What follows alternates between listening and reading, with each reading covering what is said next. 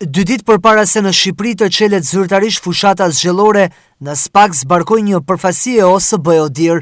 Prezenca dhuroi sete pajisjesh kompjuterike për të forcuar kapacitetet e task force-së së re të SPAK-ut për parandalimin dhe hetimin e krimeve zgjelore në zgjedhjet parlamentare të 11 majit. Pajisjet për 25 laptopësh, 25 printera, skanera dhe aksesor do të përdoren nga 13 grupet hetimore në terren, si dhe nga struktura qendrore në Tiranë. Ceremonia e dhurimit u krye në mjediset e SPAK, teksa kryetari prezencës ambasadori Mikel Taran dhe drejtuesi SPAK Altin Dumani theksuan rëndësinë e mekanizmit të fortë institucional për mbrojtjen e proceseve zgjelore.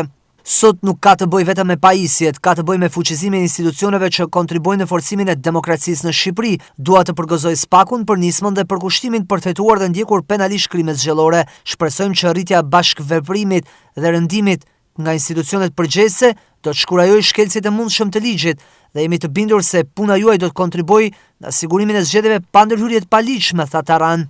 Zgjedhjet janë në themel të shtetit demokratik. Ne i shprehim mirënjohjen tonë OSBE-s për mbështetjen e vazhdueshme. Këto pajisje do të ndihmojnë në rritjen e kapaciteteve të prokurorëve të posaçëm dhe hetuesve, në evidentimin në kohë dhe ndjekjen efektive të krimeve zgjelore, tha kreu i SPAK Altin Dumani.